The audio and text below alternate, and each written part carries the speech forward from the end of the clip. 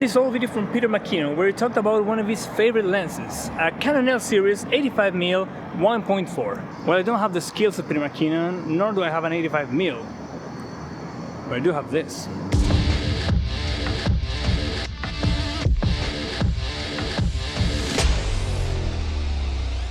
This is a Vivitar Series 70-210mm f3.5 telephoto zoom lens with its own manual design, a constant aperture, a pretty interesting push-pull mechanism, and no stabilization, which makes it really hard to use. You know, it's one of those classic vintage lenses that can still deliver up to this day. Vivitar released a couple of versions of this. This one, in particular, it's a version 2 made by Tokina around 1982. Despite having it for well over a year now, I haven't really used it that much yet. In fact, the first time I actually used it, like out in the field with moving subjects, was this past summer. Yeah.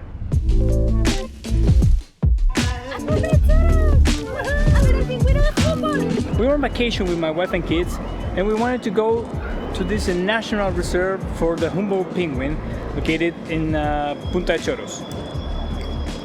To start, just the road to get there, man, that was gorgeous. I mean, you have this beautiful highway flowing with the land, going up and down hills, taking you through the clouds, just descending down into the valley. It was actually one of my favorite parts in the whole trip, you know.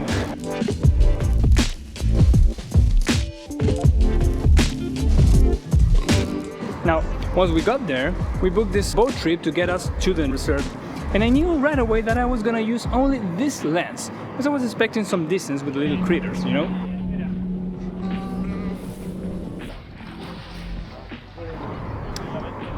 Thing is, the reserve was closed. Yeah, no passengers allowed on the reserve, so we actually had to remain on the boats, which is when this little guy actually shined, you know? Well, that is when I didn't screw up. Because when I was reviewing the images, I found out I was either misfocusing or I was using the wrong shutter speed. But man, between the good ones, I think the quality is there. Which made me think I actually need more practice with the lens.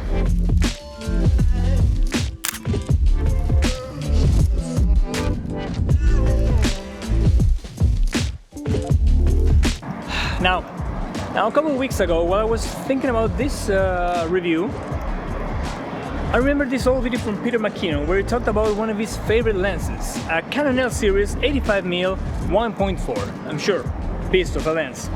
He even called it the king of B-roll, which made me think, well, I don't have the skills of Peter McKinnon, nor do I have an 85mm, but I have this. So why don't I try it with video?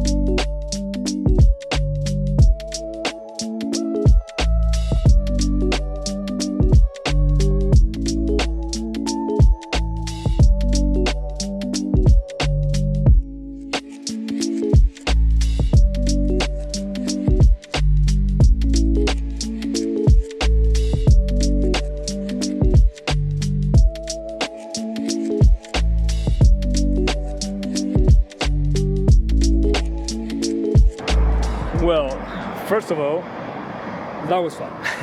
You know, just going out there just for the sake of shooting just because, that was fun, man. That was actually really fun.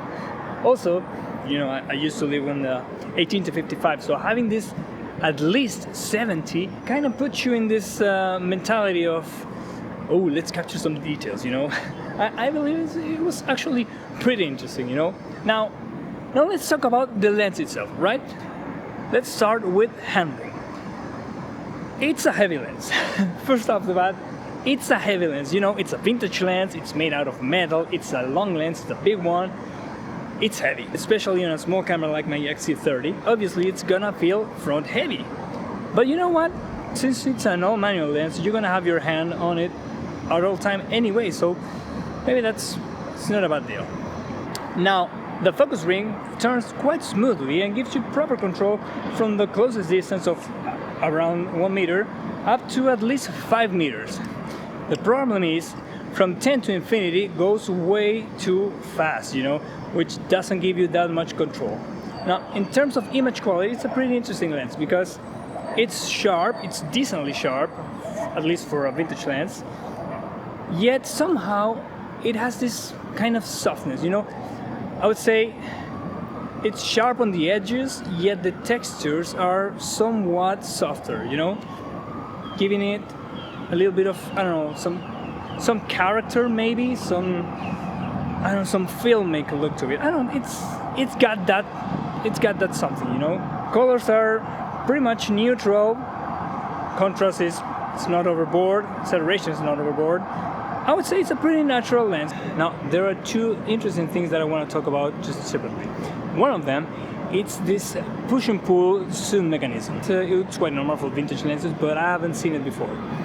And it's an interesting thing because in a single move, you could actually control both focus and zooming, which potentially, with a lot of practice that is, could give you parfocal abilities, you know, where you actually zoom and maintain focus, which is, again, really hard to nail, but with practice you could achieve it now. And the other one is stabilization.